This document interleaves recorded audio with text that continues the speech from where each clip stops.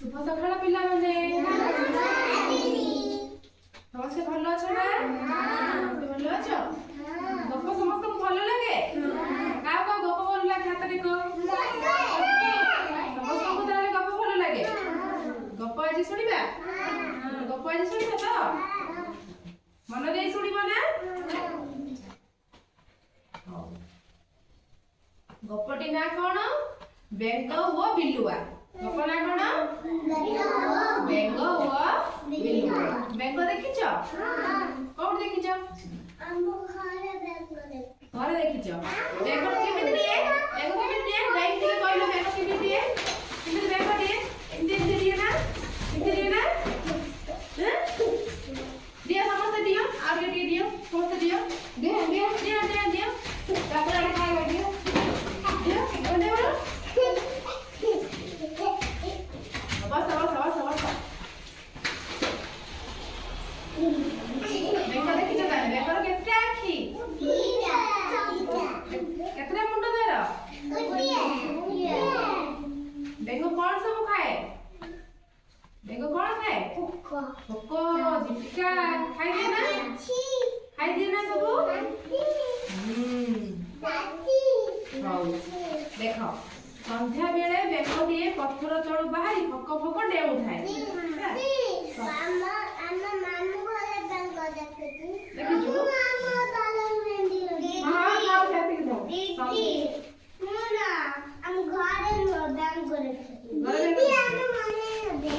ହଉ ଶୁଣ, ଗପ ଶୁଣ।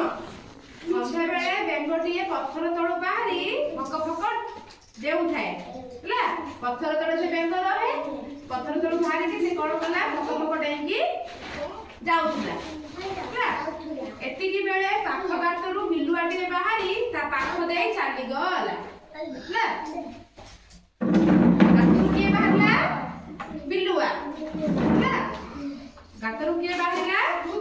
ବିଲୁଆ। ବିଲୁଆ ବାହାରିକି କଣ କଲା ନା, ବେଙ୍ଗ ଯାଉଛି ଫକ ଫକ ଡେଇଁ ଡେଇଁକା ତା ପାଖ ଦେଇକି ବିଲୁଆଟା ଗୋଟେ ଚାଲିକି ଗଲା।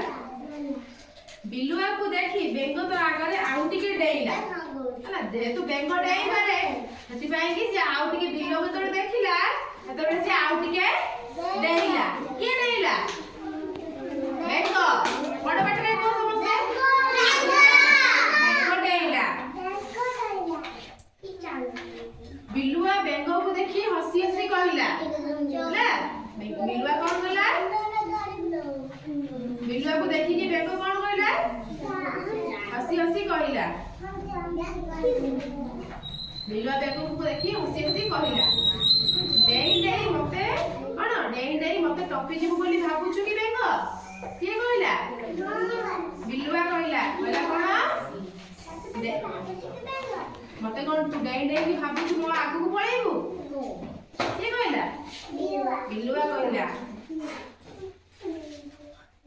ଜାଣିଛୁ ମୁଁ କେତେ ଜୋରରେ ଡିଏ? କିଏ କହିଲା? ବିଲୁଆ କହିଲା। ତୁ ଜାଣିଛୁ ବେଙ୍ଗ ମୁଁ କେତେ ଜୋରରେ ଡିଏ? ବେଙ୍ଗ କହିଲା, ତୁମେ ଜୋରରେ ଦୌଡ଼ିଲେ ମୁଁ ବି ଜୋରରେ ଡିଏ। ବେଙ୍ଗ କଣ କହିଲା? ତୁମେ ଯଦି ଜୋରରେ ଦୌଡ଼ିବ ମୁଁ ବି ଜୋରରେ ଡେଇଁବି। ବେଙ୍ଗ କଥା ଶୁଣି ବିଲୁଆକୁ ଖରାପ ଲାଗିଲା। ବେଙ୍ଗ କଥା ଶୁଣି କାହାକୁ ଖରାପ ଲାଗିଲା? ବିଲୁଆକୁ। ବେଙ୍ଗ କଥା ଶୁଣିକି ବିଲୁଆକୁ ବହୁତ ଖରାପ ଲାଗିଲା।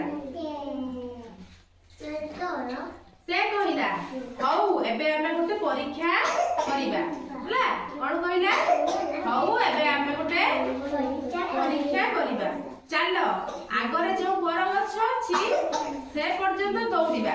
ଦେଖିବା କିଏ ଆଗ ଯାଇକି ପହଞ୍ଚି ପାରୁଛି ହେଲା। କିଏ ଆଗରେ ଯାଇକି ସେଠି ପହଞ୍ଚି ପାରୁଛି।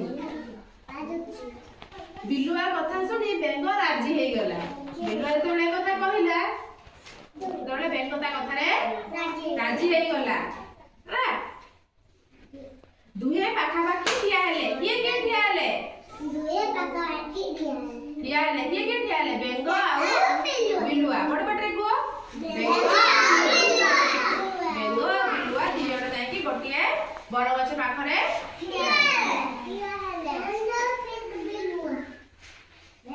ବେଙ୍ଗ କହିଲା 1 2 3। ମୁଁ ଯେତେବେଳେ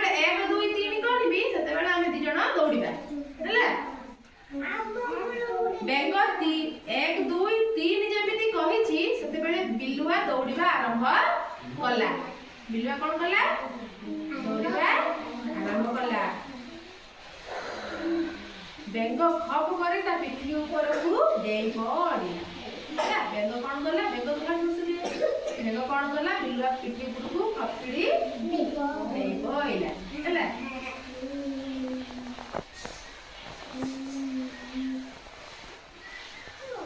ବିଲୁଆ ତ ଶୀଘ୍ର ପହଞ୍ଚିଯିବ ବୋଲି ଧାଉଁଥାଏ ହେଲା। ବିଲୁଆ କଣ କଲା?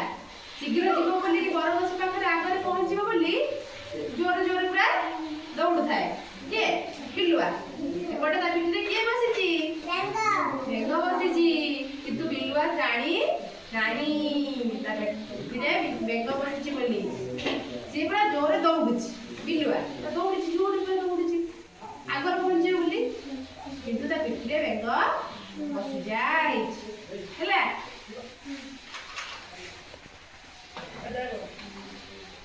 ତାକୁ ଲାଗିଲା ତା ପିଠି ଉପରେ କଣ ଗୋଟେ ପଡିଗଲା। ବିଲୁଆ କଣ ଭାବିଲା? ମୋ ପିଠି ଉପରେ ଗୋଟେ କଣ ପଡିଗଲା। କିନ୍ତୁ କଣ ପଡିଥିଲା କି? କିଏ ବସିଥିଲା ତା ପିଠି ଉପରେ?